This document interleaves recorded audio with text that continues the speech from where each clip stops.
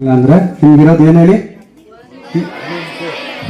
112 ಕರೆ ಮಾಡಿದ್ರೆ ಸಾಕು. ಪೊಲೀಸಿಂದ ನಿಮ್ಗೆ ಏನಾರು ಸಹಾಯ ಬೇಕಾದ್ರೆ 112 ಅಥವಾ ಚೈಲ್ಡ್ ಅಥವಾ ವುಮೆನ್ ಏನಾದ್ರು ರಿಲೇಟೆಡ್ ಆಗಿ ಏನಾದ್ರು ನಿಮ್ಗೆ ಸಹಾಯ ಬೇಕಾದ್ರೆ 1098 112 ಕರೆ ಮಾಡಿದ್ರೆ ಸಾಕು. ನೀವೇನು ಮಾಡೋದು ಬೇಡ. ನಿಮ್ಮ ಹತ್ರ ಮೊಬೈಲ್ ಇಲ್ಲ ಅಂದ್ರು ಬೇರೆಯವ್ರ ಹತ್ರ ಇಸ್ಕೊಂಡು ಜಸ್ಟ್ 112 ಕರೆ ಮಾಡಿ ನಿಮ್ ಕಂಪ್ಲೇಂಟ್ ಲಾಗ್ ಮಾಡಿದ್ರೆ ಇಮಿಡಿಯೇಟ್ ಆಕ್ಷನ್ ತಗೊಂಡಿರ್ತೀವಿ. ಅದ್ರಲ್ಲಿ ಏನ್ ಆಕ್ಷನ್ ತಗೊಂಡಿರ್ತೀವಿ ಅನ್ನೋದು ನೀವು ತಿಳ್ಕೊಬಹುದು. ಅರ್ಥ ಆಯ್ತಾ? ಅವರ ಕಾಲೇಜ್ ಏನಪ್ಪಾ ಅಂದ್ರೆ ಅಲ್ಲಿ ಊರೊಳಗಡೆ ಒಂದು ಸ್ಕೂಲ್ ಇದೆ. ಅದು ಮತ್ತೆ ಇಲ್ಲಿ ನೈಟ್ ಟೈಮ್ ಅಲ್ಲಿ ಕೆಲವರೆಲ್ಲ ಸ್ಕೂಲ್ ಅಲ್ಲ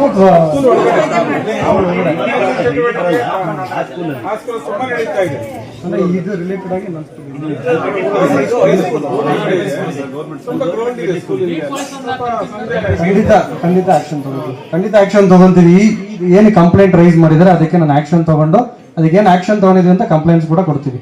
ಓಕೆನಾ? ಅದೇ ತರ ನೀವು ಎದುರ್ಕೊಂಡಂಗೆ ಇದೇ ತರ ಈ ಹುಡುಗಿ ಧೈರ್ಯವಾಗಿ ಹೆಂಗೆ ಹೇಳಿದ್ರು ನನಗೆ ನನ್ನ ಮುಂದೆ ಹೇಳಿದ್ರಲ್ಲ ಅದೇ ತರ ಧೈರ್ಯವಾಗಿ ನೀವು ಕೂಡ ಕರೆ ಮಾಡಿ ನಿಮ್ ಕಂಪ್ಲೇಂಟ್ಸ್ ಲಾಡ್ಜ್ ಮಾಡಿ.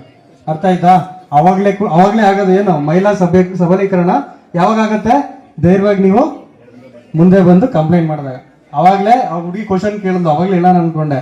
ನೀವು ಧೈರ್ಯವಾಗಿ ಯಾವಾಗ ಮುಂದೆ ಹೆಜ್ಜೆ ಇಕ್ಕಿ ನಾವು ಯಾರ ಮೇಲೂ ಡಿಪೆಂಡೆಂಟ್ ಆಗದ್ರೆ ನಾವು ಮುಂದೆ ಬರ್ತೀವಿ ಅಂತ ಆಗ್ತಿರೋ ಅವಾಗ್ಲೇ ಕಂಪ್ಲೀಟ್ ಮಹಿಳಾ ಸಬಲೀಕರಣ ಆಗೋದು. ಅರ್ಥ ಆಯ್ತಾ? Thank you. 32 ಗ್ರಾಮ ಪಂಚಾಯತಿ ವ್ಯಾಪ್ತಿಯಲ್ಲಿ ಬರುವಂತಹ ಎಲ್ಲ ಶಾಲೆಗಳಲ್ಲಿ ಇದೊಂದು ದೊಡ್ಡ ಸಮಸ್ಯೆ ಆಗಿದೆ ಸರ್. 32 ಗ್ರಾಮ ಪಂಚಾಯತಿಯಲ್ಲಿ ನಾನು ಸಂಪನ್ಮೂಲ ವ್ಯಕ್ತಿಯಾಗಿ ಹೋಗ್ತಾ ಇದ್ದೀನಿ. ಅಲ್ಲಿ ಬರೋದು ಸಮಸ್ಯೆಗಳು ಏನಪ್ಪಾ ಅಂತಂದ್ರೆ ಪ್ರತಿ ಶಾಲೆಗಳಲ್ಲಿ ರಾತ್ರಿ ಹೊತ್ತು ಬರೋದು, ಎಣ್ಣೆ ಹೊಡೆಯೋದು, ಕುಡಿಯೋದು ಮತ್ತೆ ಶಾಲೆ ಗ್ಲಾಸ್ನ ಒಳಗಾಕಂತ ಸಮಸ್ಯೆಗಳು 32 ಗ್ರಾಮ ಪಂಚಾಯತಿ ಬರ್ತಕ್ಕಂಥ ಎಲ್ಲ ಶಾಲೆಗಳಲ್ಲೂ ದೊಡ್ಡ ಸಮಸ್ಯೆ ಆಗಿದೆ. ದಾಳಿ ಮಾಡಿ ನಿಮ್ಮ ಹತ್ರ ಮಾಡಿ ಕಳ್ತಾರೆ ಸರ್. ಶಾಲೆಯಲ್ಲಿ ಏನಿರ್ತಕ್ಕಂಥ ಏನು ಕ್ರೀಡಾ ಇವನ್ ಸಾಮಾನುಗಳನ್ನ ಎತ್ಕೊಂಡು ಹೋಗೋದು, ಮಾರ್ಕೊಳ್ಳೋದು ಈ ತರ ಆಗ್ತಾ ಇದೆ. ದಯಮಾಡಿ ನಿಮ್ಗೆ ತರ್ತಾ ಇದ್ದೀನಿ. ಎಲ್ಲಾರ್ಗು ಬೀಟ್ ಪೊಲೀಸರು ಒಂದೊಂದ್ಸರಿ ಹಾಕಿದ್ರೆ ಒಂದ್ಸರಿ ವಿಸಿಟ್ ಕೊಟ್ಟರೆ ಸರ್ ಅವ್ರಿಗೊಂಥರ ಮಕ್ಳಿಗೂ ನೆಮ್ಮದಿ ಆಗುತ್ತೆ ಸರ್. ಇದು ಒಂದು ತಪ್ಪು ಸಂದೇಶ ಹೋಗೋದ್ ಬೇಡ. ಏನಂದ್ರೆ ಮಾಗಡಿಯಲ್ಲಿ ಇರೋದು ನಾವು ಒಂದು 50 ಜನ ಸ್ಟಾಫ್ ಅಷ್ಟೇ. ಅರ್ಥ ಆಯ್ತಾ? ಮಾಗಡಿಯಲ್ಲಿ ಎಷ್ಟು ಗ್ರಾಮ ಇದೆ ಗೊತ್ತಿದೆ ಯಾರಿಗಾರು? 170 ಗ್ರಾಮ. ಅಂದ್ರೆ ಜನಸಂಖ್ಯೆ ಎಷ್ಟಿರ್ಬೋದು?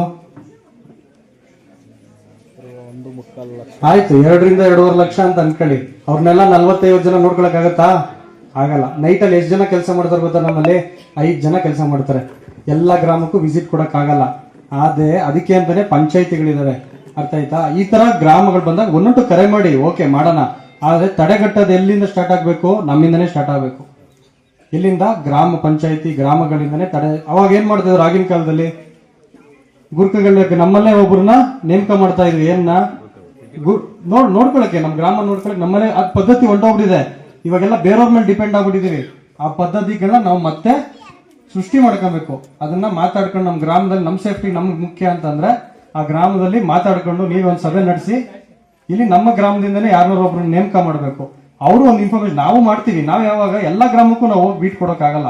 ಆ ತಪ್ಪು ಸಂದೇಶ ಮಕ್ಕಳಿಗೆ ಪೊಲೀಸರು ಏನು ಮಾಡ್ತಿಲ್ಲ ಅನ್ನೋದೊಂದು ತಪ್ಪು ಸಂದೇಶ ಕೊಡಕ್ ಹೋಗ್ಬಾರ್ದು ನಾವು. ಏನಕಂದ್ರೆ ನಾವಿರೋದೇ 50 ಜನ ಸ್ಟಾಫ್. ಎಲ್ಲಾನು ಕಂಟ್ರೋಲ್ ಮಾಡಕ್ ಆಗಲ್ಲ. ಅದಿರೋ ಫ್ಯಾಕ್ಟ್ ಅದು. ಆದ್ರೆ ಕಂಟ್ರೋಲ್ ಮಾಡಕ್ಕೂ ಒಂದು ರೀತಿ ಇರ್ತದೆ. ಯಾವಾಗ ಈ ತರ ಅದಕ್ಕೆಂತಾನೆ ಸರ್ಕಾರದಿಂದ 112 ಕೊಟ್ಟಿದೀವಿ. ತಕ್ಷಣ ಬಂದು ತುರ್ತು ಸೇವೆ ಒಂದು 5 ರಿಂದ 10 ನಿಮಿಷದಲ್ಲಿ ಅಟೆಂಡ್ ಮಾಡ್ತೀವಿ. ಆದ್ರೆ ಆಗಕ್ಕಿಂತ ಮುಂಚೆನೆ ನಾವು ಕಂಟ್ರೋಲ್ ಮಾಡ್ಬೇಕಂದ್ರೆ ನಮ್ಮಲ್ಲೇ ನಾವು ಏನಾರು ಒಂದು ಕ್ರಮಗಳು ತಗೋಬೇಕಾಗ್ತದೆ ಅಲ್ವಾ? ಕರೆಕ್ಟ್ ಅಲ್ವಾ? ಎಲ್ಲರದನ್ನು ಹೇಳಿದ್ದು ಆ ಕ್ರಮಗಳನ್ನ ಎಲ್ಲಿಂದ ತಗೋಬೇಕು? ಪ್ರತಿಯೊಂದು ಗ್ರಾಮದಿಂದನೂ ತಗೋಬೇಕಾಗ್ತದೆ. ಶಿಕ್ಷಣ ಸಂಸ್ಥೆಯಲ್ಲಿ ಈ ತರ ಆಗ್ತಿರೋದ್ರ ಬಗ್ಗೆ ಮಾಹಿತಿ ಕೊಟ್ಟಿದ್ರೆ ಅದಕ್ಕೆ ಆಕ್ಷನ್ಸ್ ತಗೊಳ್ಳೋಣ. ಬೀಟ್ ಹಾಕ್ತಿವಿ. ಬೀಟ್ ಅಲ್ಲಿ ಒಂದ್ಸತಿ ನಮ್ಮವರು ಹಾಕ್ತಿವಿ. ನೈಟ್ ಬೀಟ್ ಬರೋ ತರ ಹೇಳ್ತೀವಿ. ಅಂದ್ರೆ ಎಲ್ಲಾ ಶಿಕ್ಷಣ ಸಂಸ್ಥೆಗಳು ಇಲ್ಲಿ ವಿಸಿಟ್ ಮಾಡಿರ್ತಾರೆ. ಬಟ್ ಕಳ್ಳ ಅಲ್ಲೊಂಡೋಗಿರ್ತಾನೆ. ಅವಾಗ ಏನ್ ಮಾಡಕ್ಕಾಗುತ್ತದೆ? ಏನಾರು ಮಾಡಕ್ಕಾಗಲ್ಲ. ಕರೆಕ್ಟ್ ಅಲ್ವಾ? ಅದನ್ನೇ ನಾನು ನಿಮ್ಗೆ ಹೇಳಕ್ ಬಂದಿದ್ದು. ಹಾಗಾಗಿ ನಿಮ್ಮಲ್ಲಿ ಏನಾದ್ರು ಒಂದು ಕ್ರಮಗಳು ತಗೊಬೇಕು. ಆ ಕ್ರಮ ತಗೊಂಡು ನಮ್ಗೆ ಕೊಟ್ರೆ ನಾವು ಅದನ್ನ ಫಾಲೋ ಅಪ್ ಮಾಡ್ತೀವಿ. ನೀವು ನಮ್ಗೆ ಸಹಕರಿಸಿದ್ರೆ ನಮ್ ಕಡೆಯಿಂದ ಖಂಡಿತ 100% ಸಹಕಾರ ಇದ್ದೇ ಇರ್ತದೆ. ಅರ್ಥ ಆಯ್ತಾ? Thank you.